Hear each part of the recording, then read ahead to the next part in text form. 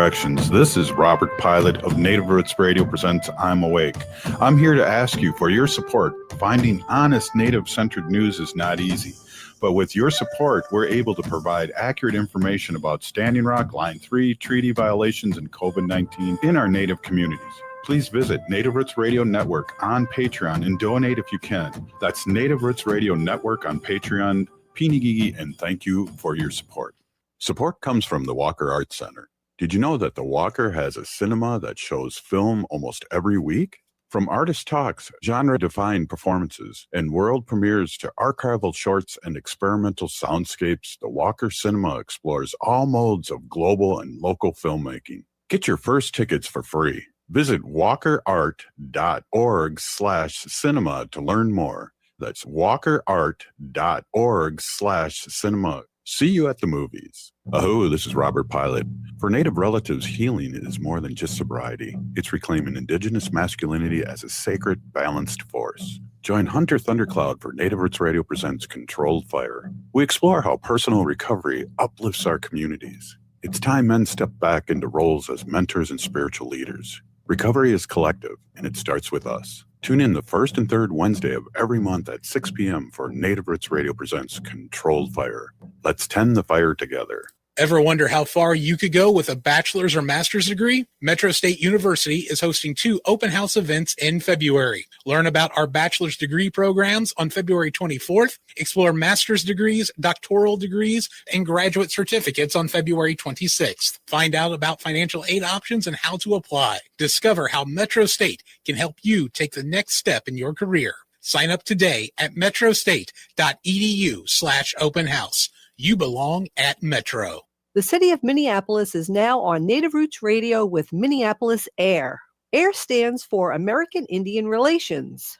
Guest host Christine McDonald talks to people about important things affecting the city's Native communities. Minneapolis AIR dives into topics like public safety, public health, elections, and so much more. Tune in to Minneapolis AIR on Native Roots Radio from 5 to 6 p.m. on the second Wednesday of every month, right here on AM 950. With your AM 950 weather, I'm Patrick Lilia. Tonight, cloudy with a low of 17, and Tuesday, a chance of rain and snow with a high of 37. The Great Wall has been your home for Chinese favorites since 1981. Don't miss the sesame chicken, mushu pork with Chinese pancakes, or Peking duck. Stop in at the restaurant on France Avenue and 45th Street along the Minneapolis-Edina City line, or check them out at greatwallrestaurant.us. Portions of Native Roots Radio may be pre-recorded. It's a good day to be indigenous. Get up, stand up. They are going to become more brutal. Couldn't cut, hit me cut again. Because all the hippies were trying to be Indians anyway. They're going to become more repressive because it's a matter of dollars and their illusionary concepts of power. Hey, Victor. We must live in balance with the earth. And also with recent happenings at Wounded Knee. I am awake. Welcome to Native Roots Radio presents I'm Awake, and I'm your host, Wakanja Hade. Hey, Kadagi to all my friends and relatives in 4 directions. You are listening to Native Roots Radio presents I'm Awake, and I'm your host, Robert Pilot. Hey, we discuss local, national, Native news and events, and as you know, Wendy, Native issues are human issues, and human issues. Hey, a lot going on, Wendy. York is the most snow I've ever seen in my life. Yeah, there. It's crazy. My family and friends there are texting and calling earlier today, and my niece sent me videos of the kids playing in the snow, and I'm in a half, and the snow is like they were just, you couldn't even see them really. So yeah, it's gonna be days before they dig out. Schools were closed today in school, and my we're kind of going, hey, wish we were there. I know, and then everyone else there is wish we were somewhere else. I know. I don't know. I always like extreme weather as long as, nobody gets hurt. I mean, I look at the snow, I think it's beautiful and I love it. But then, my mind goes elsewhere. Like I worry about the homeless people, the unsheltered, like animals that are out there. Like so I don't know. It's hard for me to like really enjoy it when it's so extreme, when it's it's extreme. I agree 100%. It's crazy. Yeah. So Enda Young had a powwow this weekend and made it there and saw the grandkids, and that was good time there, and saw a lot of people. But also Saturday night, Wendy, I just want to. We had a one of our spiritual experiences, I believe, with one of our favorite Yes. artists. Yes. So we went to Target Center on Saturday night and saw Brandy Carlisle. We've both been fans for a really long time. We saw her live for the first time at the Minnesota State Fair a few years back. But we've been fans of hers for a really long time. I kind of love her music. It's different, and it's different. It's kind of folky rock, country rock, country rock. Yeah, it's this is how they describe her music. Country influence, especially in harmonies and structure. It's not like Nashville or anything like that. It's American folk, rock, powerhouse vocals, and deeply personal storytelling, which I love. And she's just so authentic, and she talks to the audience, and she's been playing with these guys, the twins. Yeah. Hanser Roth, Phil and Tim. That's who she plays with. They're twins, and they play the guitar and harmonize with her. And it's just like, it's more than just a concert, really. It's more like like you said, a spiritual experience. Like you look around the crowd, and on some songs you just see people like with tears streaming down their face, and then other songs people are up and dancing and swaying, and it's really something else. So if you ever get to see Brandy Carlisle, check her out. And she had a live stream that you could go on and log on. She charged money for it, and she raised $600,000 for charities, Minneapolis charities in Minneapolis, for what we're going through here. And she really talked a lot about it, and it was really, really, really super emotional, and really I loved it. I really did. Brandy Carlisle. And the thing is, concert tickets nowadays are just ridiculous. I don't know when it changed, because I know, like, when I was a kid, like we would go to concerts all the like time. when I was 16 years old. I remember going to the Garden. I wasn't even 16. I was 15 years old. I went with my boyfriend What was his name? Andrew Siegel. See, I knew you knew his name. We took the Long Island Railroad into Madison Square Garden. Yes, right at Penn Station, and I'm 15. Wow. Barely. I remember I had a cast on my leg because I dislocated my knee for the 6th time. But anyway, I had a cast on my leg from my thigh to my ankle. Here we are. I can't even believe my mother let me go. But anyway, I do. I believe it. I get on the railroad. I'm in my cast, whatever. I mean, we had nosebleed seats, so here I am hobbling up one step at a time. Me and Andy. My first concert ever was ELO, Electric Light Orchestra. Mine was Blue Oyster Cult for a laser light show, and we got all really prepared for the laser light show, and it was just like kind of a high-powered flashlight going around the. Yeah, exactly. It's like, oh man. But I mean, I don't even remember. Like, he bought the ticket, so I don't even know how much he spent. But I don't. $650 was like a lot of money, and I remember seeing the Stones the first time for $650, and that was like in '76. Yeah. With their $6.50. Yeah, their farewell tour.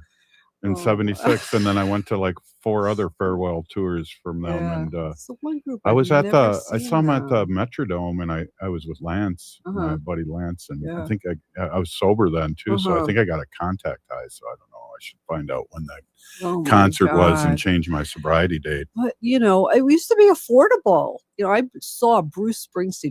We're by the way going to see Bruce Springsteen on March 31st, and I'm really excited because I saw him back. We couldn't remember the year. I think it was like 1983. I'm going to say it was New Year's Eve. I could look it up. It was at Nassau Coliseum. And we were like on the floor on the 5th row. We were like so lucky that we got those tickets. And he played for 4 hours.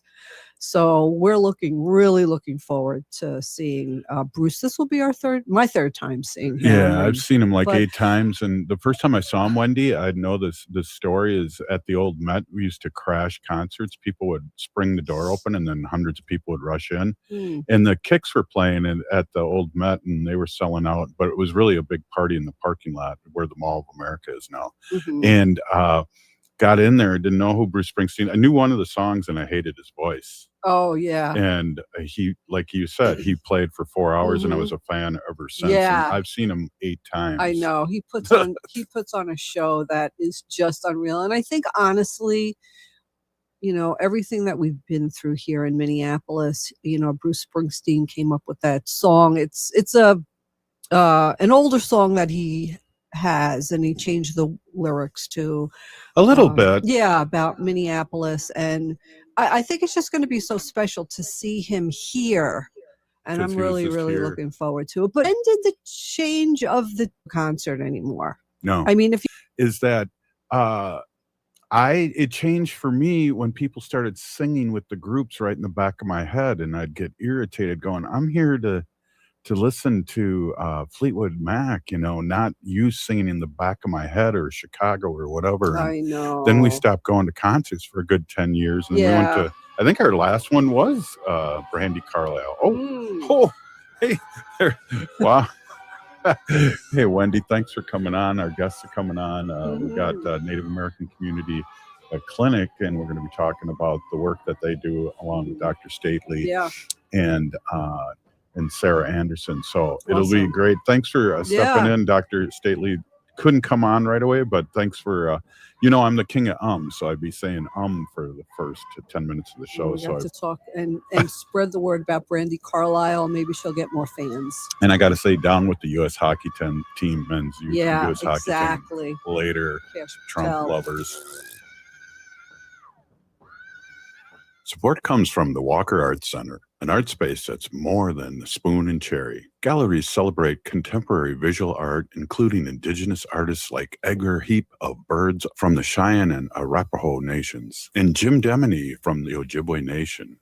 Additionally, film screens, cinema, and performances are shown on stage. And the Walker is free every Thursday night and free every day for citizens and members of tribal nations. Learn more at walkerart.org. The city of Minneapolis is now on Native Roots Radio with Minneapolis AIR. AIR stands for American Indian Relations.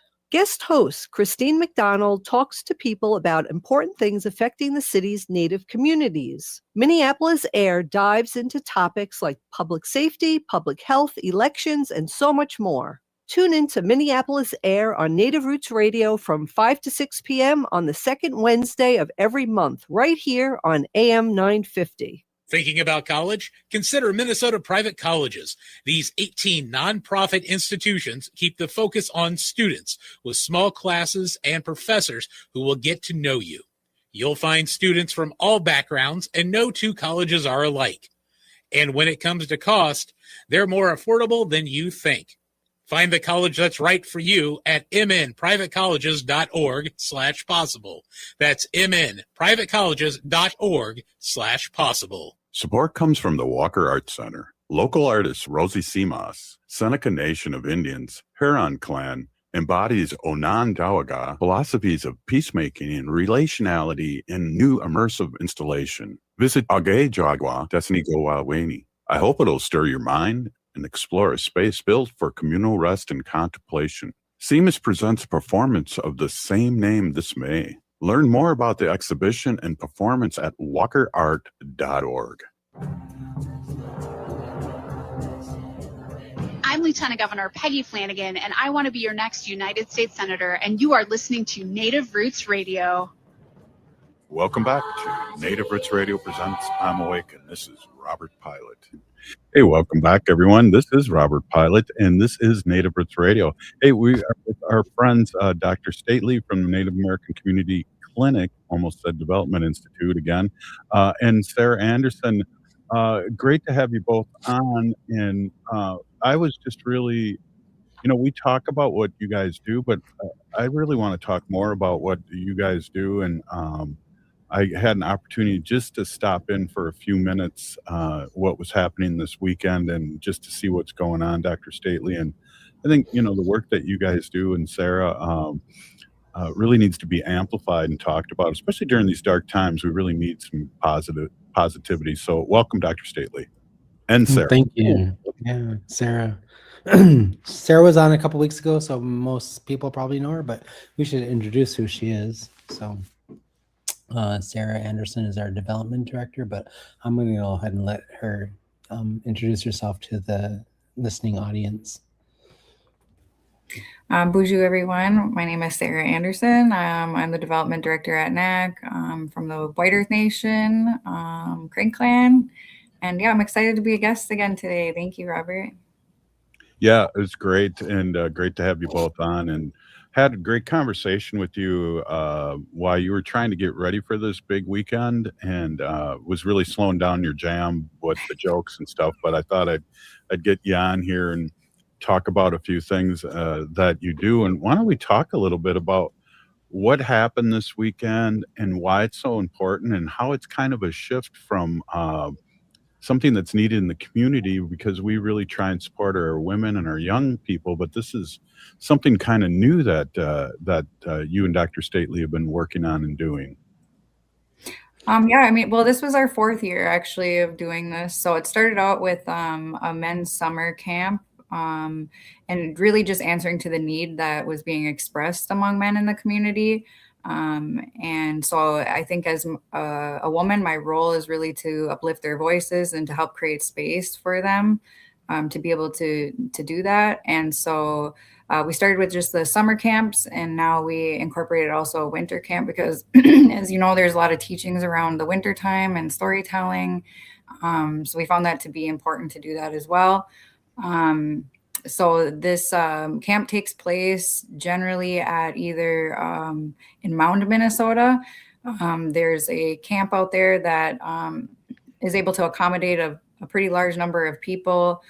And then at that camp, we bring in other Native men to do teachings, like whether it's like in the summertime where it's filleting fish, potentially like this time we skinned rabbits, and then we cook, we make that food. We also do other teachings like, hand drums, drumsticks. We did that, wasna or pemmican making. Yeah, just a lot of good teachings. Well, Dr. Stately, this kind of came to be where people were kind of asking you, well, what about men? Men need healing.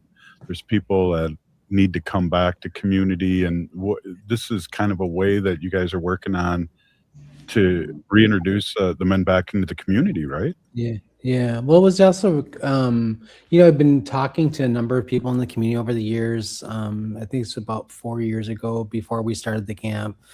And it actually, I would say that it actually happened fairly rapidly. Like, it started with a brief conversation I had with Sarah. I can't remember exactly what the conditions were under that, but we were talking about, her and I, when we're left alone to our, to our dastardly devices, we always come up with stuff. So, we have a few people at the clinic that don't really like us to be sort of like, co-conspirating together, because it always means more work for somebody, right? Anyways, but this was a really beautiful experience for us, I think. And I would say that for myself personally, as a Native man, and and specifically a Native Two-Spirit man, well into my my later decades in life, I have come to appreciate this more and more every time I go to a camp. And Sarah's the kind of auntie who will just tell you the truth, right? She'll just say it right to your face, like, not really mince words either. But I remember one time, like, I think I didn't go to the first camp, and I forget the reasons why. It was probably around the same time that I usually go to Sundance or something like that. Something to do with my kids, probably, because they were still in high school at the time we started the first camp. But I remember her saying to me, like, you have to come to this camp. You have to come and see what these men are doing, to come and see and be here, right? And she kind of gave me a little anti-scolding, like, you're a leader in the community. You should be in this space, and be with these men and see what they're doing and experience it. So I went to the second one. And there was just some, over the years, there's been some just really beautiful things that have kind of evolved from this particular camp that we do with men. Started with the summer camp, and then and then one day we're just talking about, like, how beautiful it was and what an amazing experience was, and men wanted another one. They didn't want to wait for another year either. So she was like, we should just do a winter camp, and I was like, oh, that's a good idea. Like, how much do you think that's going to cost? And we didn't really have money for it or any of those things, but this woman can make money happen. She can make it. Yeah, it's just kind of crazy. So she's been a total gift to us.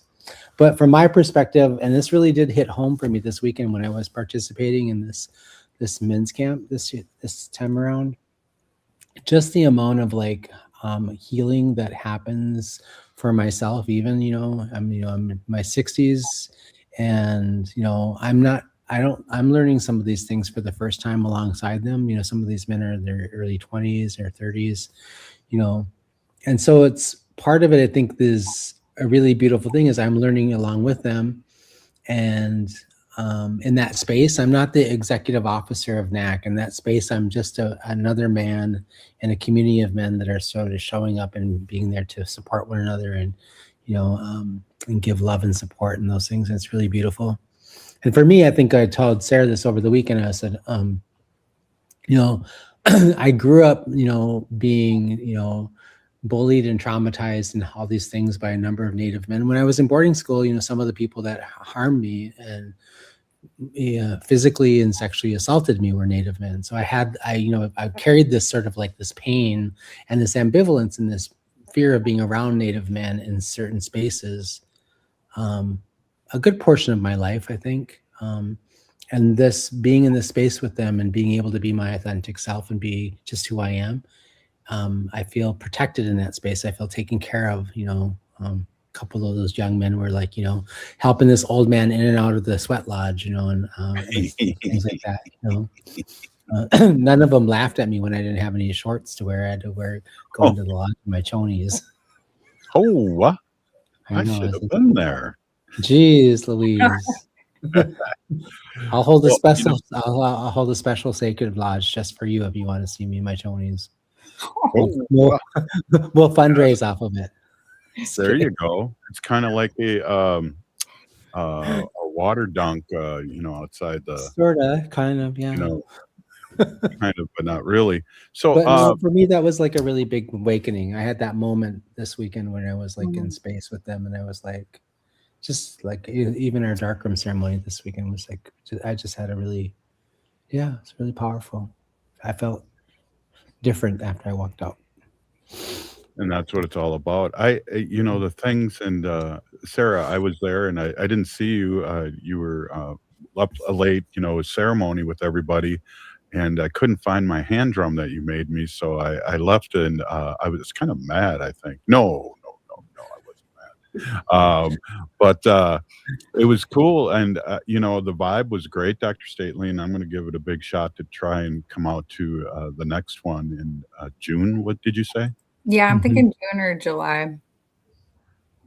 Well, don't make it too hot because, I'll be wearing shorts there and getting too hot in the, the ceremony.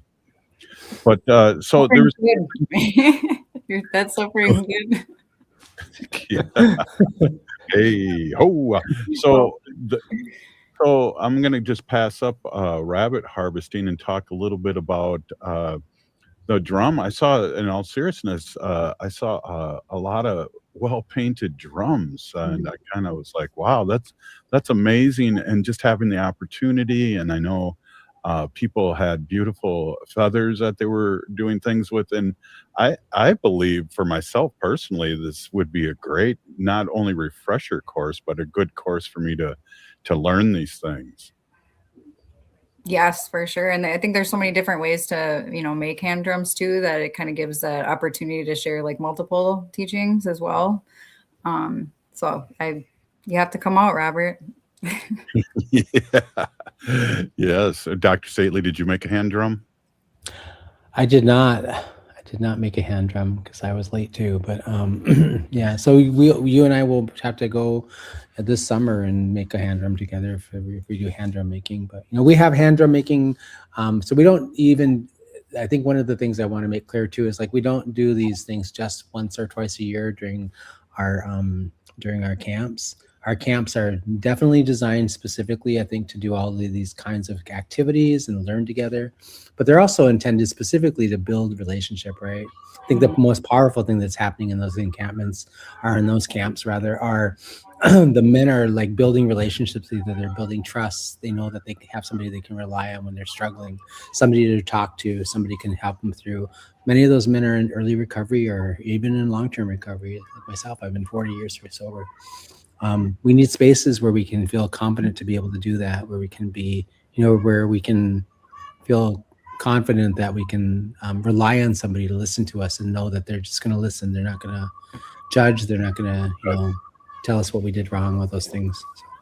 Hey, this is Native Roots Radio. We heard Dr. Stately and Sarah Andersen of Native American Community Clinic. We're going to talk more about what the work you do and how great it is. And we'll be right back after the short break. Oh, wow.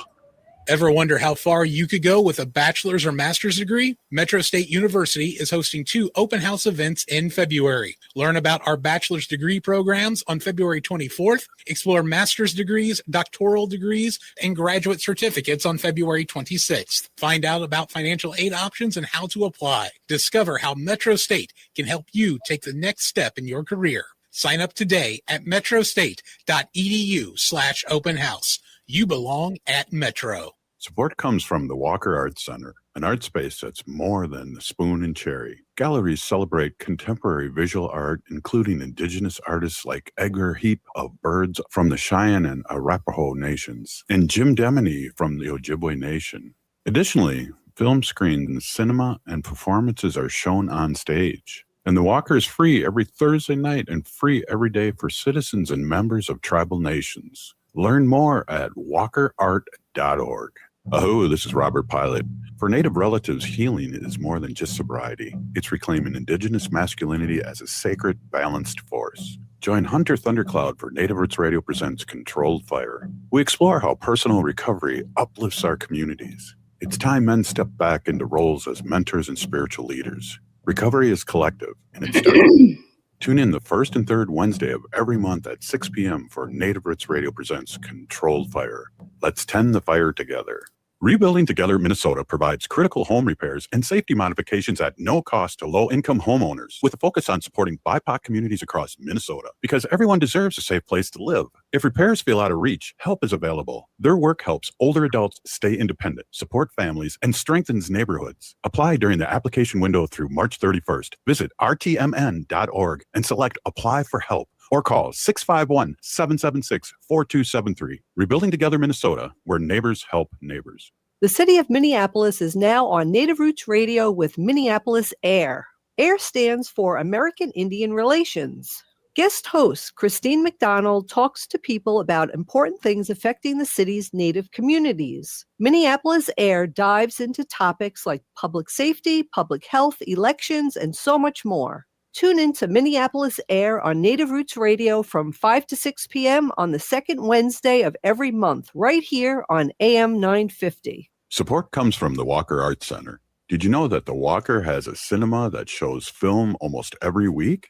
From artist talks, genre-defined performances, and world premieres to archival shorts and experimental soundscapes, the Walker Cinema explores all modes of global and local filmmaking. Get your first tickets for free. Visit walkerart.org/cinema to learn more. That's walkerart.org/cinema. See you at the movies. Thinking about college? Consider Minnesota Private Colleges. These 18 nonprofit institutions keep the focus on students with small classes and professors who will get to know you. You'll find students from all backgrounds, and no two colleges are alike. And when it comes to cost, they're more affordable than you think.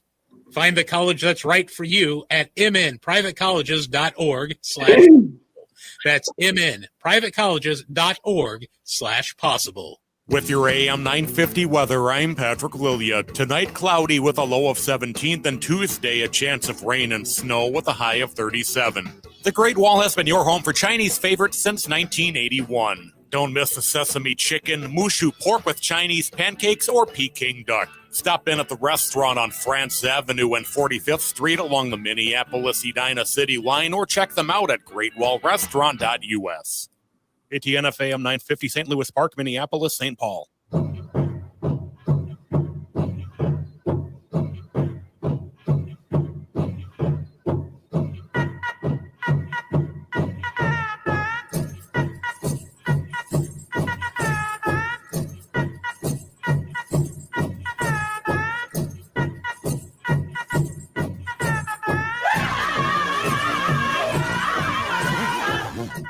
Welcome back to Native Roots Radio presents I'm Awake, and this is Robert Pilot. Hey, welcome back, everyone. We are here, and this is Native Roots Radio, and we are here with Sarah Andersen, Development Director here, a White Earth Nation relative, and also Dr. Stately, CEO of Native American Community Clinic here in Minneapolis in the Twin Cities. And we're talking about a little bit about the men's winter camp, but also what else you do. And, you know, when we usually get together, Dr. Stately, we're kind of talking about what's happening in the community and what's happening, you know, nationally and things like that. And I'm glad we have an opportunity to kind of talk about what you and Sarah and the other people that are at the clinic do for our community. So welcome back, you two. Thank you. Yeah, I think I want to give some airtime to Sarah here and let her talk a little bit about, like, you know, how we got to the place where we started this, you know, where it came from, and also the work that her team does. She has an amazing team of people. I think, you know, one specific person that we want to make sure we give some shout outs to, because he really is the heart of that camp for the last several years. And yeah, we was all let her describe all that and talk about it. Yeah, so where this was really born out of too is, you know, I think it's important that the people that do this work, you know, they obviously have a love and appreciation for Native men. And I know, you know, me personally, I've lost a lot of my Native men relatives to substance abuse.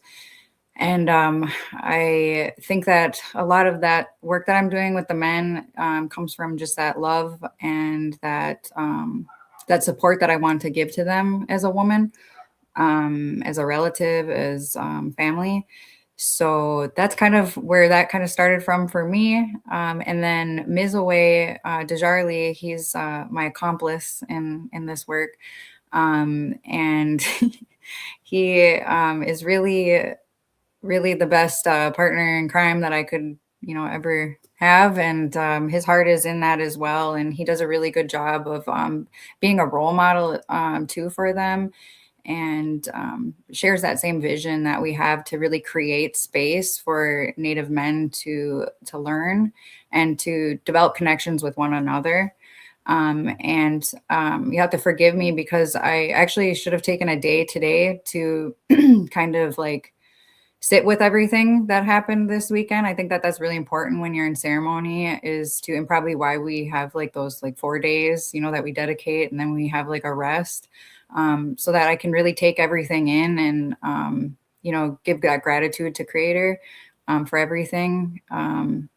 So I'm a little bit still like processing everything. It was a really emotional, it always is. It's almost like you ride like this high on like love and, you know, a healthy high of just everything that happens there and takes place.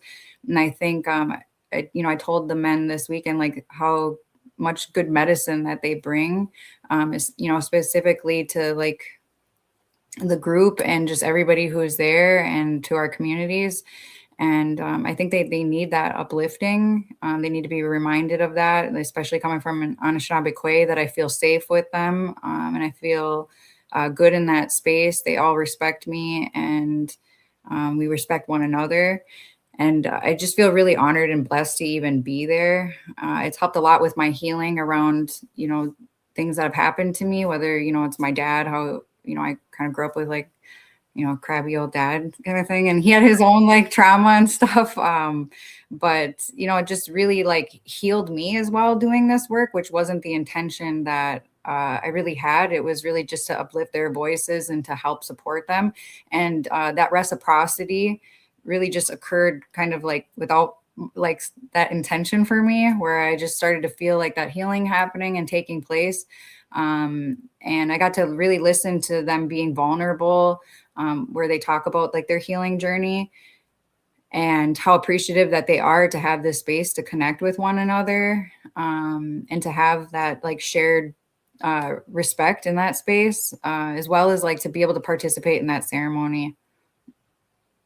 Yeah. So, do you have returning relatives, or is it different people each time? And I can see, you're working with a crabby elder and Dr. Stately, so that's probably healing too for your father. Holy. Yes, it really is.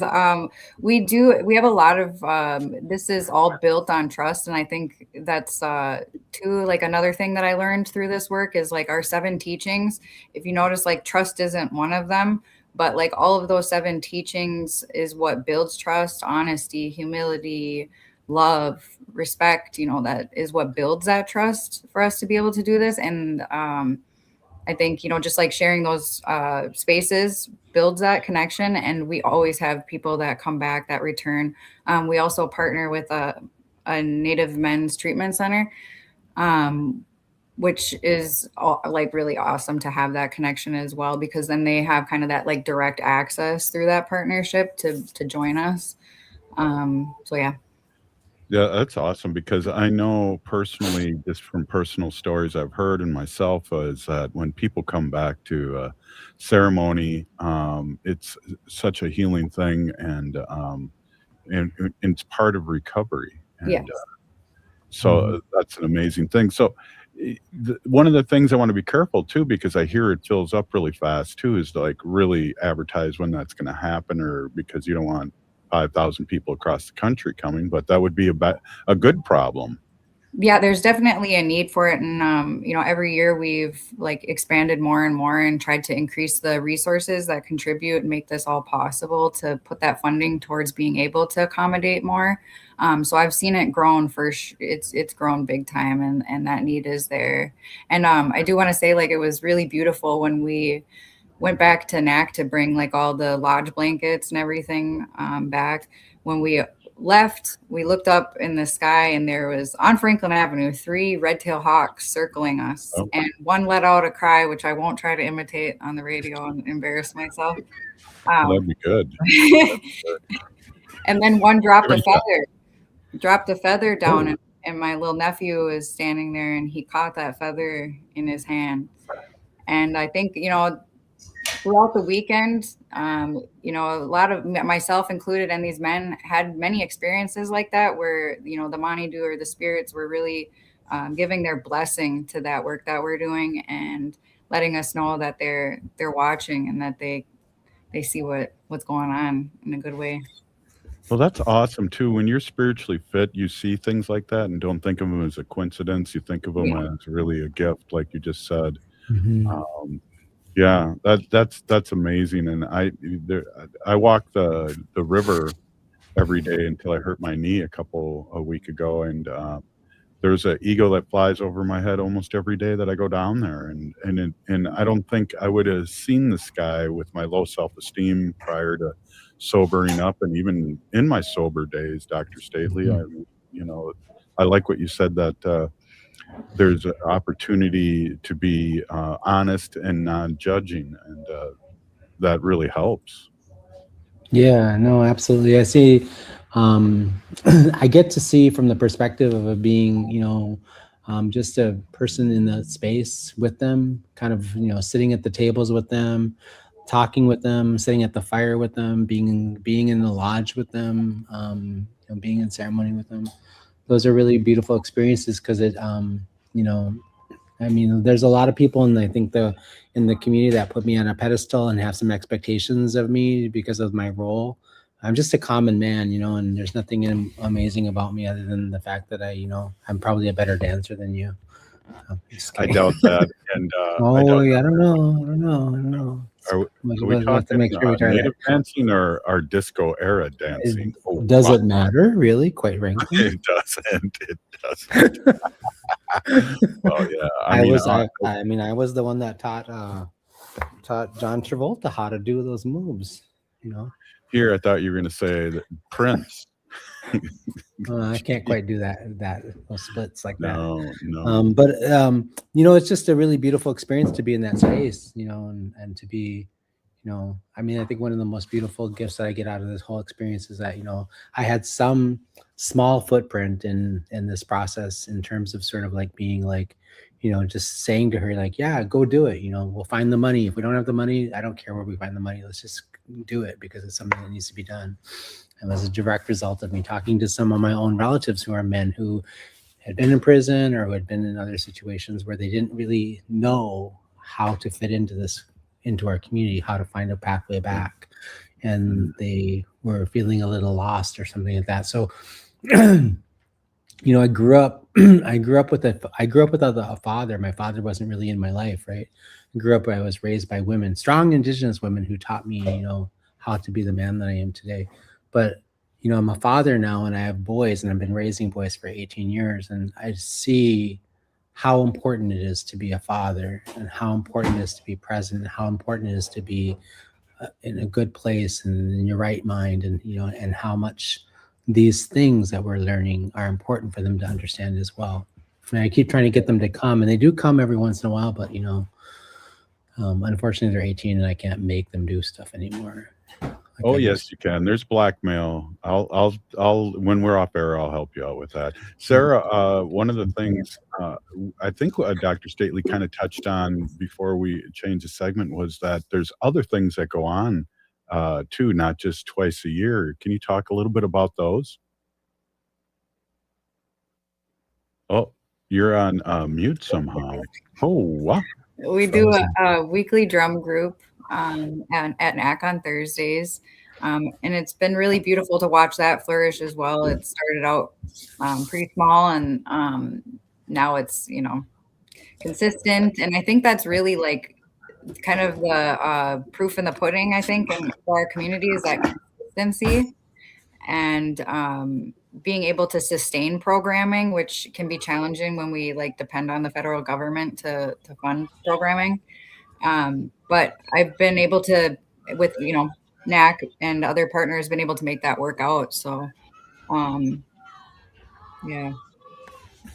Well, that's awesome. We're going to take a break here in 30 seconds, but I love this talk, and it makes me want to, show up in a good way. I know there's language for Ho Chunk and on Wednesday nights at their office, and a way to get involved and feel like you're in community and you are community. So I just appreciate this talk, and we're going to come back after this short break. This is Robert Pilot. For Native relatives, healing is more than just sobriety. It's reclaiming Indigenous masculinity as a sacred, balanced force. Join Hunter Thundercloud for Native Roots Radio presents Controlled Fire. We explore how personal recovery uplifts our communities. It's time men step back into roles as mentors and spiritual leaders. Recovery is collective, and it starts with us. Tune in the first and third Wednesday of every month at 6 p.m. for Native Roots Radio presents Controlled Fire. Let's tend the fire together. The city of Minneapolis is now on Native Roots Radio with Minneapolis AIR. AIR stands for American Indian Relations. Guest host Christine McDonald talks to people about important things affecting the city's Native communities. Minneapolis AIR dives into topics like public safety, public health, elections, and so much more. Tune in to Minneapolis AIR on Native Roots Radio from 5 to 6 p.m. on the second Wednesday of every month, right here on AM 950. Thinking about college? Consider Minnesota Private Colleges. These 18 nonprofit institutions keep the focus on students with small classes and professors who will get to know you. You'll find students from all backgrounds, and no two colleges are alike. And when it comes to cost, they're more affordable than you think. Find the college that's right for you at mnprivatecolleges.org/possible.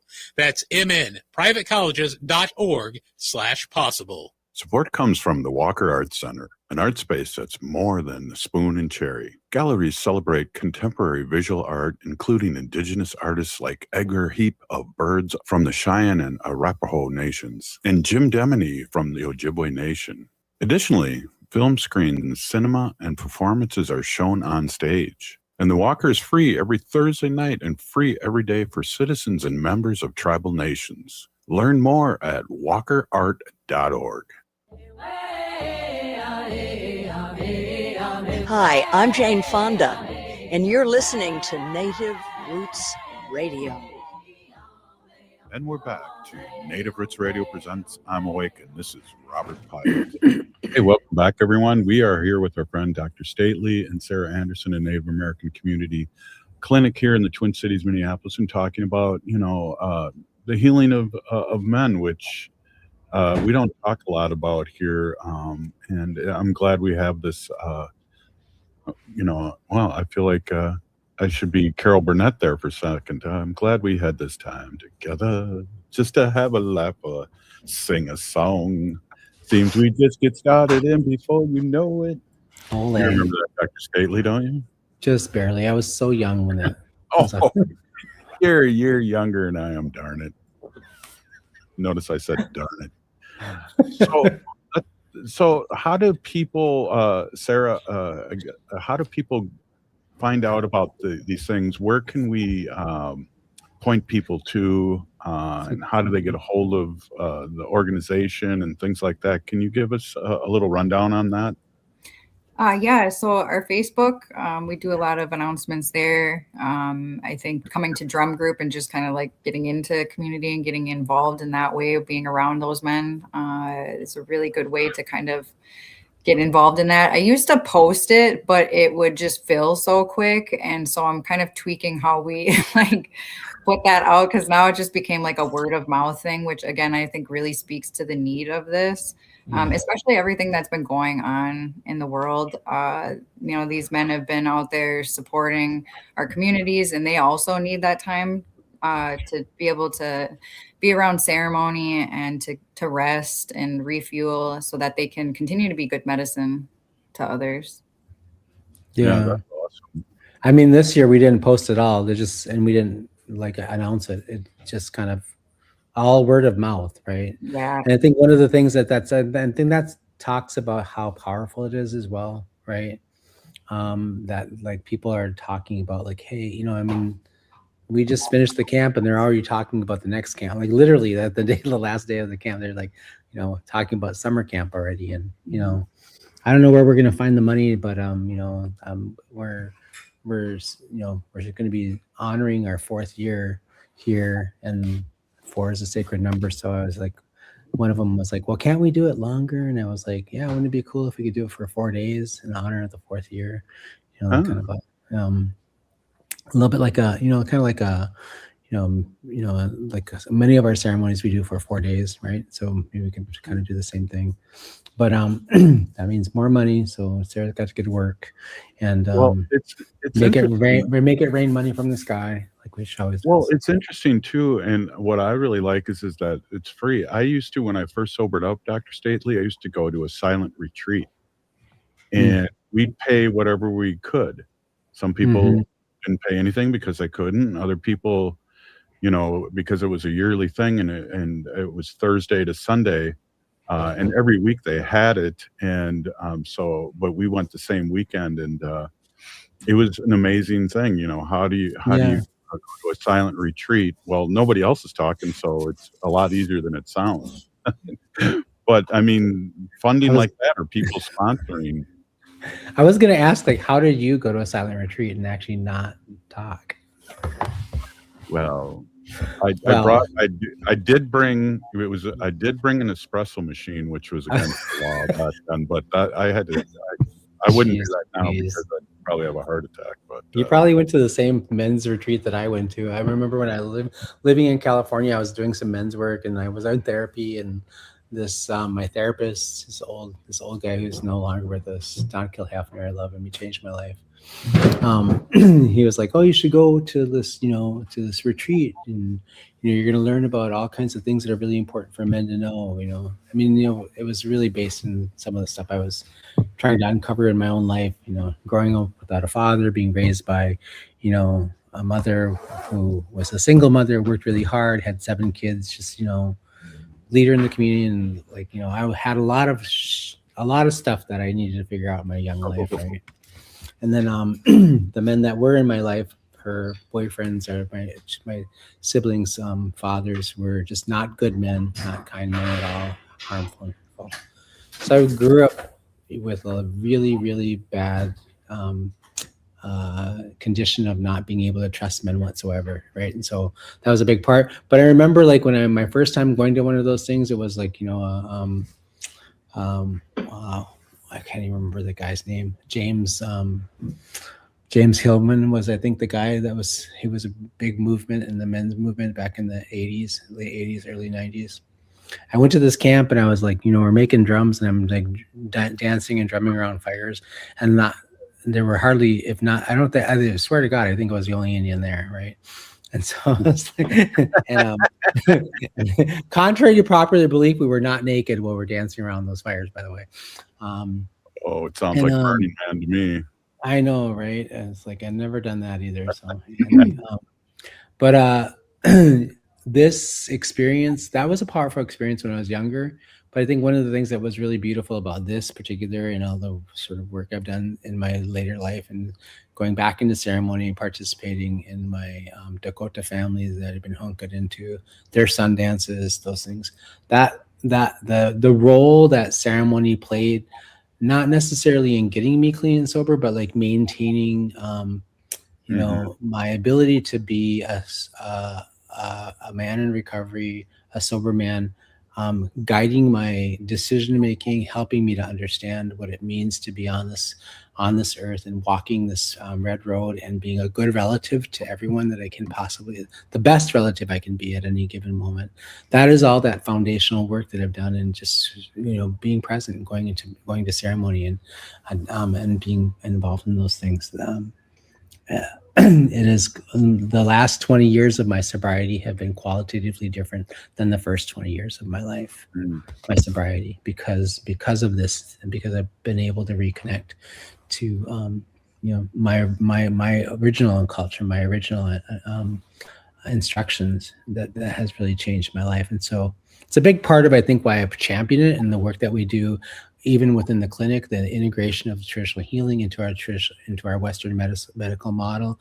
Why I'm a strong advocate for that, and the investment in that, and making sure that we have these resources available to all. I think this camp will grow over the years, and I know that as more men come, and they it's not a membership model. You don't have to, it's not like you're signing up for a thing. You come if you need it. It's there.